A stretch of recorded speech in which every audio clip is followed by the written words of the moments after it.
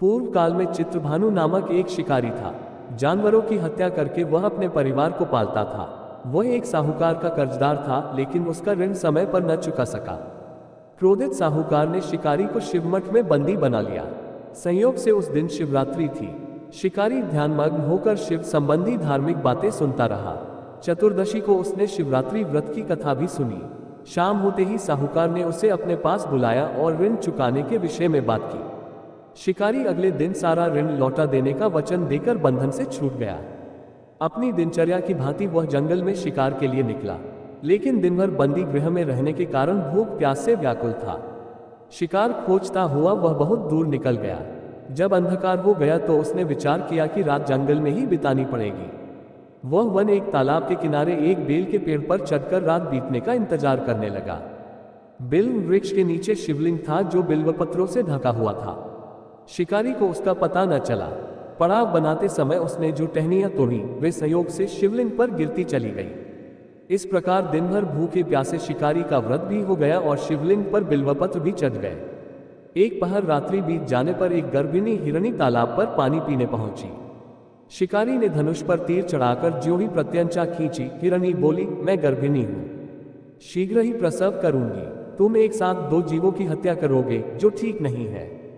मैं बच्चे को जन्म देकर शीघ्र ही तुम्हारे समक्ष प्रस्तुत हो जाऊंगी, तब मार लेना। शिकारी ने प्रत्यंचा ढीली कर दी और हिरणी जंगली झाड़ियों में लुप्त हो गई। प्रत्यंचा चढ़ाने तथा ढीली करने के वक्त कुछ बिल्वपत्र अनायास ही टूटकर शिवलिंग पर गिर गए। इस प्रकार उससे अनजाने में ही प्रथम प्रहर का पूजन भी संपन्न हो गया। कुछ ही देर बाद एक और हिरणी उधर से निकली। शिकारी की प्रसन्नता का ठिकाना न रहा।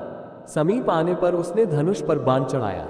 तब उसे देख हिरणी ने विनम्रतापूर्वक निवेदन किया, हे शिकारी, मैं थोड़ी देर पहले ऋतु से निवृत्त हुई हूँ, कामातुर विरहिणी हूँ, अपने प्रिय की खोज में भटक रही हूँ। मैं अपने पति से मिलकर शीघ्र ही तुम्हारे पास आ जाऊंगी। शिकारी ने उसे भी जाने दिया। 2 वर्ष शिकार को खोकर उसका माथा ठनका। वह चिंता में पड़ गया।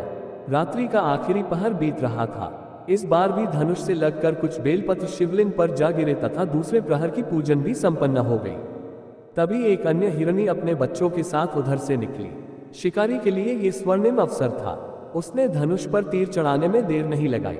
वह तीर छोड़ने ही वाला था कि हिरणी बोली, हे शिकारी, मैं इन बच्चों को इनके पिता के हवाले करके लौटाऊंगी। इस समय मुझे मत मारो। शिकारी हंसा और बोला, सामने आए शिकार को छोड़ दूं, मैं ऐसा मूर्ख नहीं। इससे पहले मैं 2 बार अपना शिकार खो चुका हूं। मेरे बच्चे भूख प्यास से व्यग्र हो रहे होंगे। उत्तर में हिरणी ने फिर कहा, जैसे तुम्हें अपने बच्चों की ममता सता रही है, ठीक वैसे ही मुझे भी।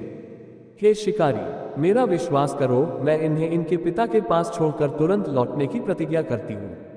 हिरणी का दुख भरा स्वर सुनकर शिकारी को उस पर दया आ गई। उसने उस मृगी को भी जाने दिया। शिकार के अभाव में तथा भूख प्यास से व्याकुल शिकारी अनजाने में ही बेल वृक्ष पर बैठा बेलपत्र तोड़ तोड़कर नीचे फेंकता जा रहा था। पौ फटने को हुई तो एक हष्टपुष्ट मृग उसी रास्ते पर आया। शिकारी ने सोच लिया कि इसका शिकार वह अवश्य करेगा। शिकारी की तनी प्रत्यंचा देखकर मृग विनीत स्वर में बोला, हे शिकारी, यदि तुमने मुझसे पूर्व आने वाली 3 मृगियों तथा छोटे छोटे बच्चों को मार डाला है तो मुझे भी मारने में विलंब न करो, ताकि मुझे उनके वियोग में एक क्षण भी दुख न सहना पड़े। मैं उन हिरनियों का पति हूँ। यदि तुमने उन्हें जीवनदान दिया है तो मुझे भी कुछ क्षण का जीवन देने की कृपा करो। मैं उनसे मिलकर तुम्हारे समक्ष उपस्थित हो जाऊंगा। मृग की बात सुनते ही शिकारी के सामने पूरी रात का घटनाचक्र घूम गया। उसने सारी कथा मृग को सुना दी। तब मृग ने कहा, मेरी तीनों पत्नियां जिस प्रकार प्रतिज्ञाबद्ध होकर गई हैं, मेरी मृत्यु से अपने धर्म का पालन नहीं कर पाएंगी। अतः जैसे तुमने उन्हें विश्वासपात्र मानकर छोड़ा है, वैसे ही मुझे भी जाने दो। मैं उन सबके साथ तुम्हारे सामने शीघ्र ही उपस्थित होता हूँ। शिकारी ने उसे भी जाने दिया। इस प्रकार प्रातः हो आए। उपवास, रात्रि जागरण तथा शिवलिंग पर बेलपत्र चढ़ने से अनजाने में ही पर शिवरात्रि की पूजा पूर्ण हो गई। पर अनजाने में ही की हुई पूजन का परिणाम उसे तत्काल मिला। शिकारी का हिंसक हृदय निर्मल हो गया। उसमें भगवत शक्ति का वास हो गया। थोड़ी ही देर बाद वह मृग सपरिवार शिकारी के समक्ष उपस्थित हो गया ताकि वह उनका शिकार कर सके, किंतु जंगली पशुओं की ऐसी सत्यता, सात्विकता एवं सामूहिक प्रेम भावना देखकर शिकारी को बड़ी ग्लानि हुई। उसने मृग परिवार को जीवनदान दे दिया। अनजाने में शिवरात्रि के व्रत का पालन करने पर भी शिकारी को मोक्ष की प्राप्ति हुई।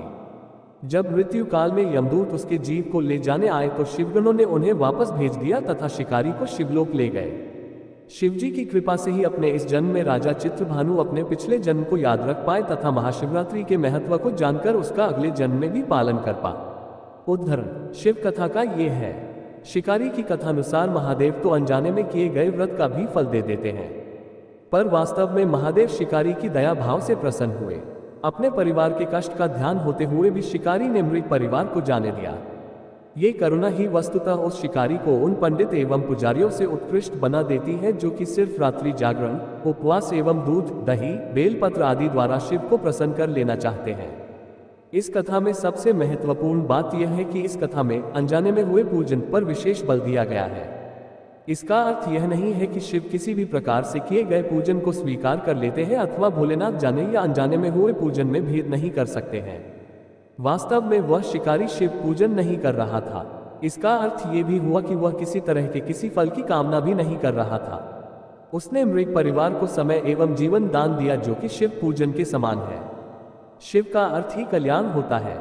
उन निरीह प्राणियों का कल्याण करने के कारण ही वह शिव तत्व को जान पाया तथा उसका शिव से साक्षात्कार हुआ। परोपकार करने के लिए महाशिवरात्रि का दिवस होना भी आवश्यक नहीं है। पुराण में 4 प्रकार के शिवरात्रि पूजन का वर्णन है। मासिक शिवरात्रि, प्रथम आदि शिवरात्रि तथा महाशिवरात्रि। पुराण वर्णित अंतिम शिवरात्रि है नित्य शिवरात्रि। वस्तुतः प्रत्येक रात्रि ही शिवरात्रि है। अगर